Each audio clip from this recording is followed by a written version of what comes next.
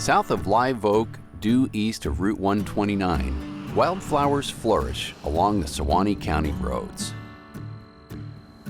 The flowers, they bring in a breath of fresh air. They're going to come the same time every year. They're going to bloom, they make seed, and you relate that to your farming operation. You know, everything has its season.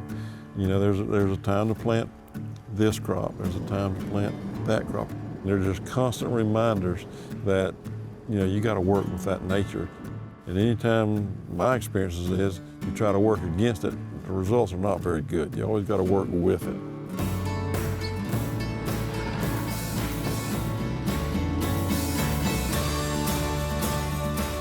It's this recognition of the need to work with nature, to work with the land, to adapt and innovate, and to do so with a strong work ethic that has enabled Randall Dasher and his family to maintain a heritage of good stewardship into its fourth generation of farming.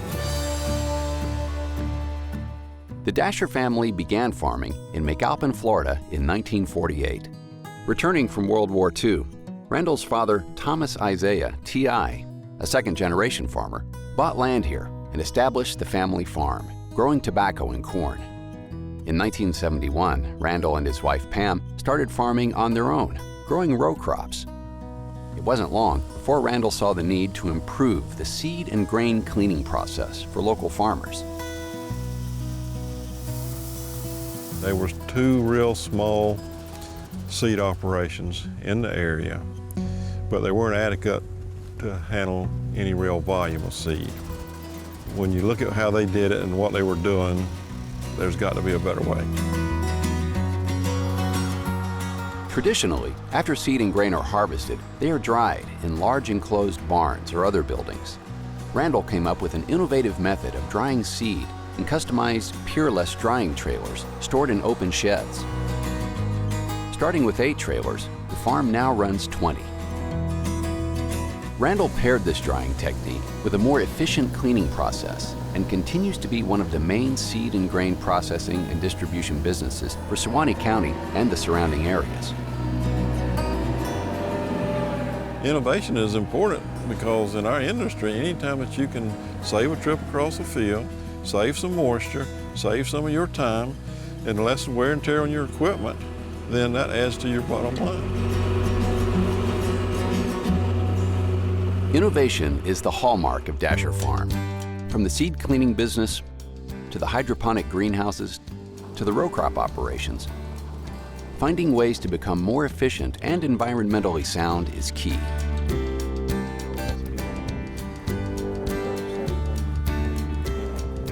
A truly family-run operation, Randall works with his wife, Pam, his daughter, Sarah, his son, Justin, and occasionally Sarah's husband, William. My son has come back from the military, and we're looking at things that maybe we can expand into and let him be a part of the farming operation also. Sarah, she's been with me for 15 years now. She's my right-hand man. We're partners, basically, is what it amounts to. And then now, some of these oats, now those are expectable, but they won't move until October. We couldn't run without Sarah.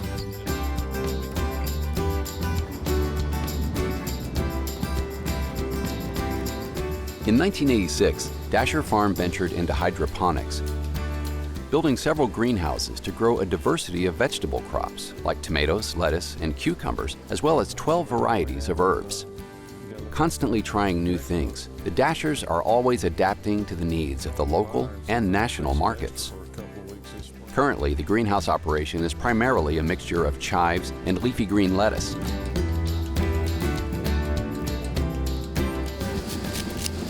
The chives are grown as a wholesale product and shipped throughout the eastern United States.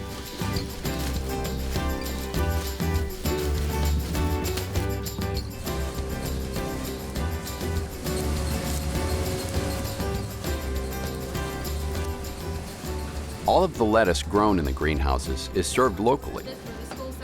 Working through the Florida Department of Agriculture and Consumer Services Farm to School program, Dasher Farm provides local schools with fresh lettuce, teaching school-aged children that fresh, good-tasting food can also be good for you. One of the exciting and fun parts about the farm is being able to take the lettuce into the schools and into a local restaurant. So you kind of just have this quiet satisfaction that you helped in that process and that it's being grown right here and people are enjoying the nutritious lettuce. They also start bridging that gap that there are farmers that behind it that still grow it.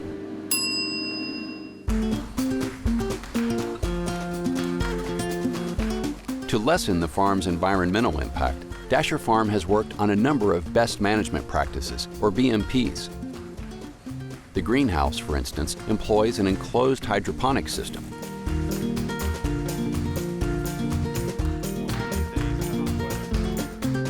Randall checks the nutrient levels on a daily basis to ensure water quality. Periodically, the holding tanks are cleaned and the nutrient-rich water is collected for reuse in his fields.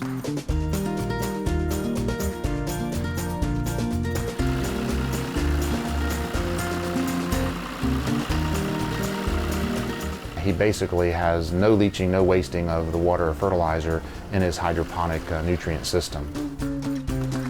I think his forward look always is ready to take on something new and meet the new challenges.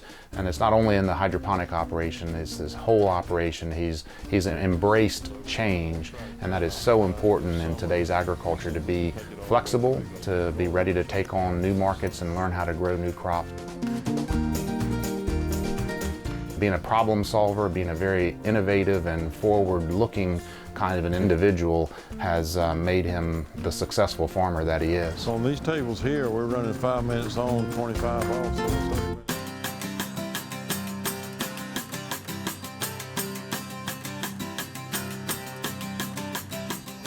Rather than relying on traditional irrigation methods on the farm's 200 acres of row crop fields, Randall has adopted the use of cover crop and strip-till farming methods.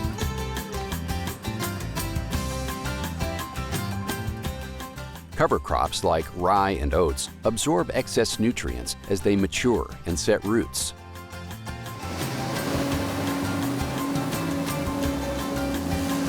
Randall harvests the grain portion out of the crops for use as winter forage for either cattle or dairy industry.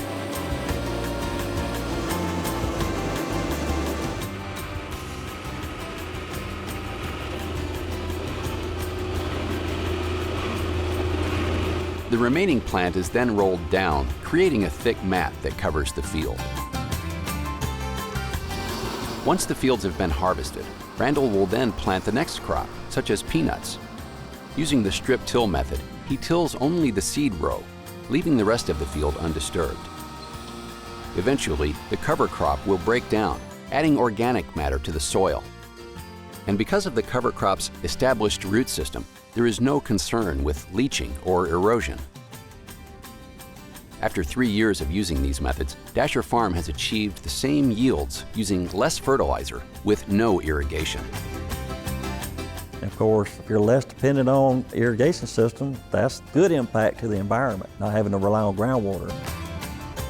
Well, one thing all of us should like to see is early adopters of technology or best management practices. We would hope that they would be followed by others in the community, and that's what typically we see time and time again. We have early adopters that go out and do the stuff and show that it can be done.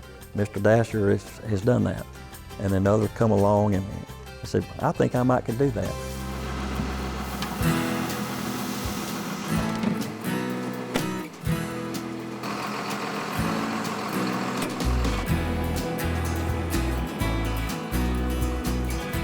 Taking these best management practices further, Randall has combined them with a rotation of crops that are low moisture tolerant.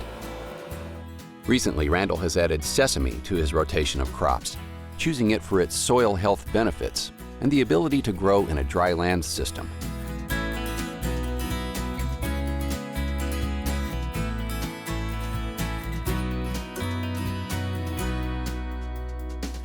This industry has only been around this area for about 3 years. Mr. Dasher was one of the first growers in this area to become interested in sesame and to actually grow it on his farm.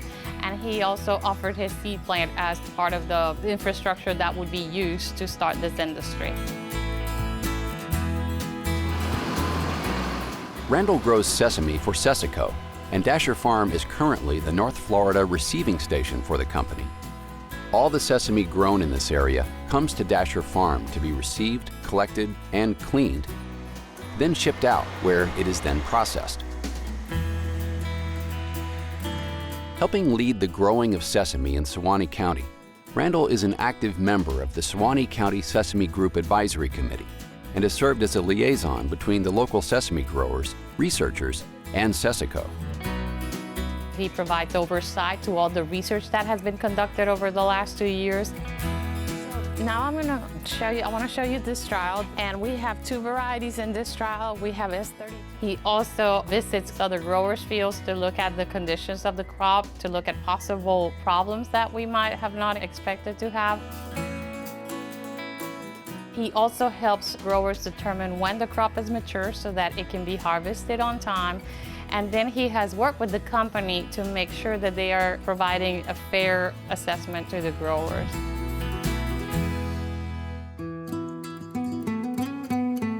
While it is important to know how his farm impacts the environment, to Randall, it is equally important to understand how the environment affects his farm. He has gained the nickname Weatherman due to his avid observations of the rainfall in the area surrounding his farm. He has meticulously measured and documented rainfall amounts for the past 20 years. As far as the weather goes, he watches it when he gets up in the morning, and he watches it at noon, and he watches it before we go to bed at night.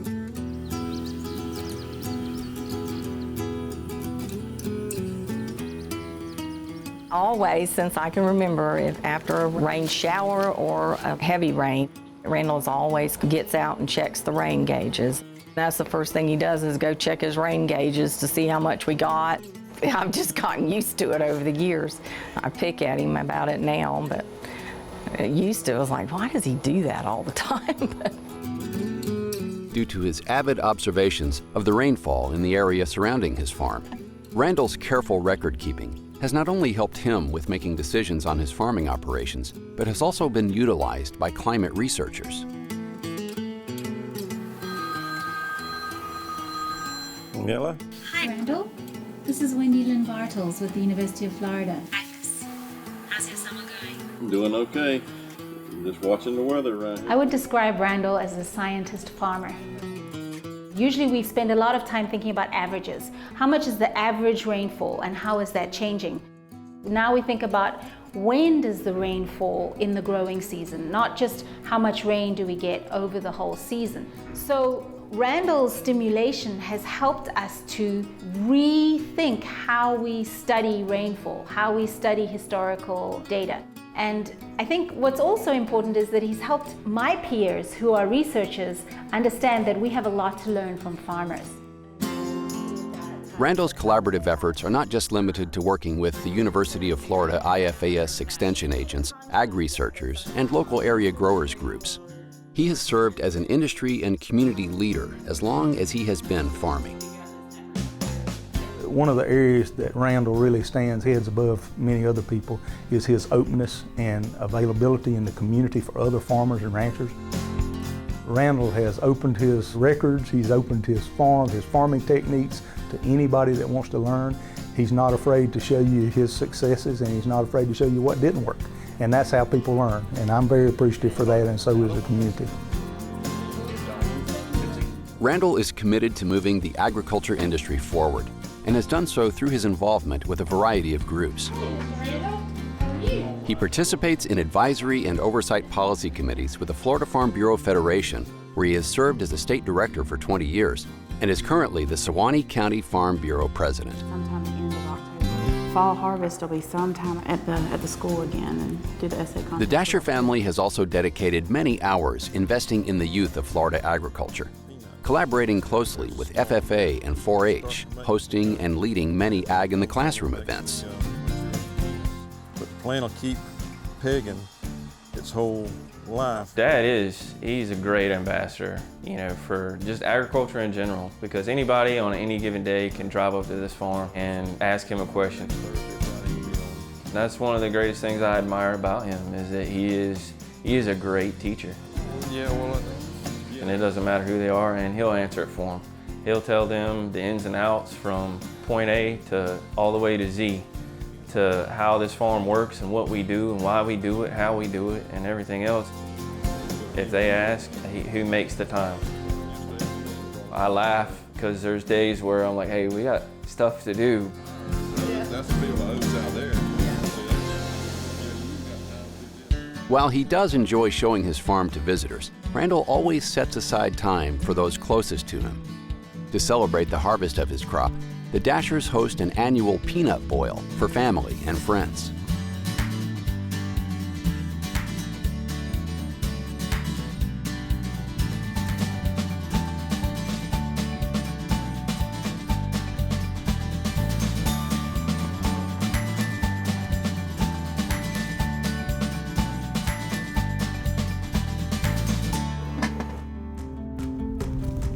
When will the sesame be ready, Mama?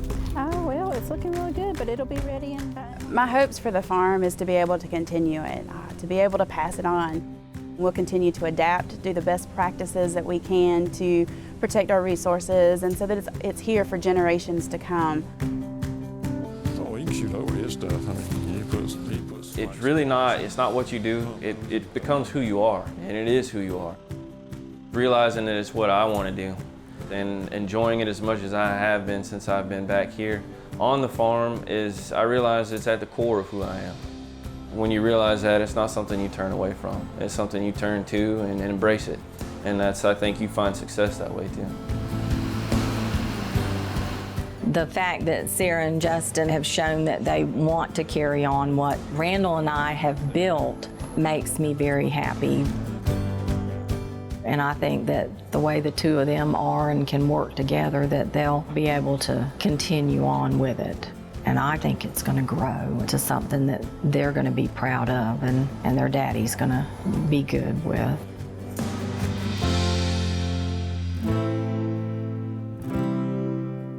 Dad has a love of the land. It's in his blood, and that love and that care shows in the practices that we do here on the farm and the way we grow our crops, and he has instilled that in us. Randall Dasher has dedicated his entire life to farming, innovating and adapting while implementing sound stewardship practices. And it's these same qualities that have enabled Dasher Farm to weather the changes in the growing landscape of Florida agriculture. Every farmer wants to leave it better than he found it, and that's what we're trying to do. And it takes everybody working together to make it. That's just who we are, that's what we do, and that's what we like. That's just the way we operate.